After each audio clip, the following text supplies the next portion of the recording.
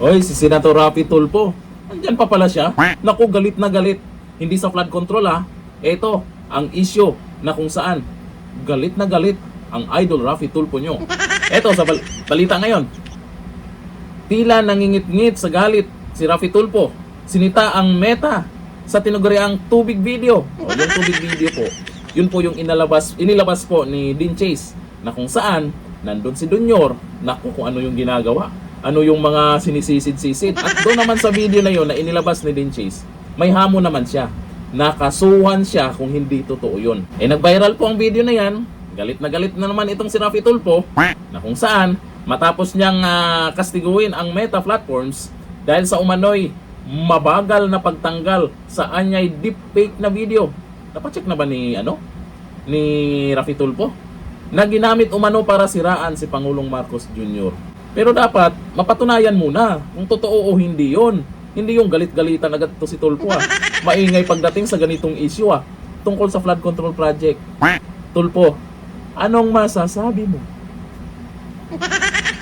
Sa pagdinig ng Senate Committee on Public Information and Mass Media, kinumpronta ni Tulfo ang mga opisyal ng Meta kaugnay ng naturang video na kumalat sa social media mula pa noong February 1. Ayon sa senador, malinaw na peke at minanipula ang content, ngunit nanatili pa rin itong online sa kabila ng mga ulat at reklamo. Maliwanag naman ang kinatawan ng Meta na dumaraan pa raw sa proseso ang pagtanggal ng video. Ngunit hindi ito tinanggap ni Tulfo. Walang proseso-proseso. Kung ano lang yung gusto mo, Tulfo. Siyempre tinitingnan din ng Meta yon. Hindi na pwedeng makinig lang kahit kanino. Ay, hindi totoo yan, deepfake yan, pakpak ganun. Titingnan din nila kung ano talaga yung totoo, kung anong meron sa video na yon. Totoo ba yon? AI ba yon? Bago sila magdesisyon. Proseso, Tulfo. Sa gitna ng mainit na palitan, sinabi ni DICT Secretary Henry Aguda na mabilis nang umaksyon ang Meta at tinanggal ang naturang content. Parang meron pa rin akong napapanood Gayunman, iginiit ni Tulfo na may mga kopya at link pa umanong lumulutang sa Facebook. Oo, kumalat na yun, nag-viral nga nag-viral ba? Kalaunan, tiniyak ng Meta na natanggal na ang lahat ng kaugnay na links at URL ng tubig video matapos ma-report sa pamahalaan. Hindi pa rin agad na kontento ang senador. Magatos Tulfo. At iniling na mas pabilisin pa ng mga social media platform ang pagtugon sa disinformation at deepfake, lalo na kung tumatama ito sa dignidad ng Pangulo at sa tiwala ng publiko. Teka, napapansin ko dito ang binabanata nila yung Meta. Bakit yung nag-post? Ba't ayaw kasuhan? Naghahamon na nga yung di ba? Yun ang hamon ng nag-post na kasuhan. Kasi doon sa video na yon, may naniniwala at syempre, yung mga tagapagtanggol sasabihin, peke, yon. Pero kung titingnan naman natin, depende pa rin yon sa mga eksperto. Malay natin, hindi natin alam ang plano ni Dean Chase. Hindi lang to unang beses. Noon pa, yung nagsimula yung pulburon, masiselang video yan. Nagba-viral, ang daming nag-share. Nagkaroon pa nga ng pananakot yung iba doon kasi pati daw yung nag-share makasuhan. Pero anyari? Para naman, ako naman para sa para sa katotohanan po tayo, para magkaalaman.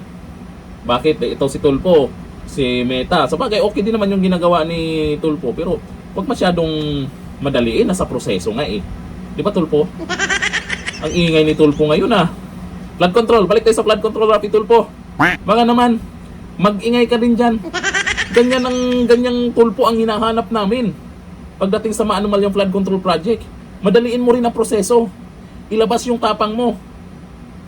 Parang iba yata si Tulfo ngayon Ang sabi ni Zian, Sidecar Lee, Idol, sana kita. Pero ngayon, no vote coming from you. Maganda naman yung ginawa ni Tulfo Nasitahin itong mga video na to na paninira di umano kay Donyor. Yun nga lang, yung galaw kasi diyan sa Senado ay mukhang tahimik sa kabila na kailangan na maraming mga nakabantay o panawagan ng taong bayan na dapat may managot. Tahimik siya doon. Dito sa issue na to, dito siya nag-iingay. Aba, emotional daw emotional. Sabi ni Charlie Cao, dati tagapagtanggol ng naaapi, ngayon tagapagtanggol ng naaapi. Ayun po yan kay Charlie Cao. Sabi ni Lenol Ginagamol, bakit sobrang affected to? Okay, no? Ano kayang meron? Alam nyo ba kung anong meron? Kung bakit affected masyado si Tulfo tungkol sa isyong to? Sabi ni Daboy Bibo, Ang tapang ng mga taong ito, pero sa flood control, tikom ang bibig. Yan po ang naging dahilan. Malamang kaya bumaba ng pababa ang trust rating. Ni Rapi Tulfo dati dumidikit kay BP Sara yan. Lakas-lakas niyan. Habang tumatagal, bumababa eh. Galaw-galaw din kasi, Tulfo. Ganyang emosyon ang kailangan namin pagdating sa usapin ng korupsyon. Nakakabingi yung katahimikan mo. Hanggang dito lang. Thank you. Bye-bye.